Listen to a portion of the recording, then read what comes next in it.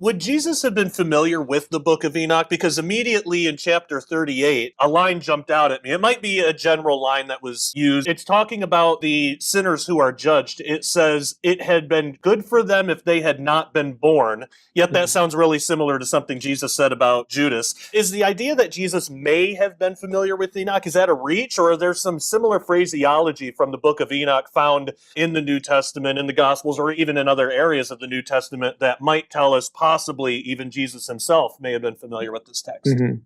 Well, I mean, if we begin with the assumption, and I think it's a sound one, that what Matthew and other gospel writers, for instance, are writing when they have dialogue between Jesus and either his disciples or his enemies, that's a genuine representation of stuff Jesus said. I mean, nobody's going around with a tape recorder, obviously, and the synoptic gospels are different, but it's a faithful presentation. With that assumption, I think it's almost certain that he knew the content. And to me, here's the line that stands out, is Matthew 25:41, where he's talking about judgment, just like, Enoch is.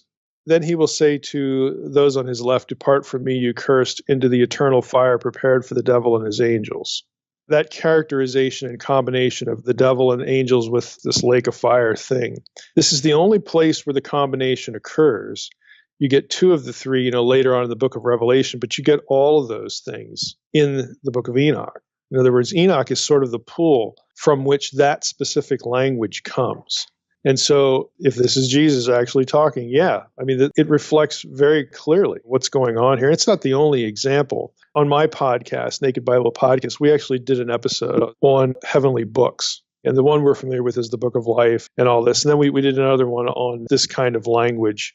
And these are some of the clearest examples of where New Testament writers and characters, including Jesus, are actually referencing things in the book. Okay, maybe they don't quote chapter verse. I mean, Jude does. Everybody knows that the New Testament, at least in Jude, will dip into it explicitly.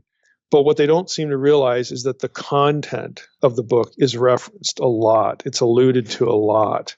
And again, for my money, this is one of the most transparent examples of this, because you don't have this come from the Old Testament. You don't have this, spelled out. Now you have all the data points. Okay, there's the Satan figure in his realm. He's the realm of the dead, the underworld, and you've got demons and rebellious supernatural beings that are in this place. I mean, all the data points are there, but you never get it spelled out anywhere where they're all these things are collected and put in one place. But in Enoch, you do. And in Matthew 25, you do.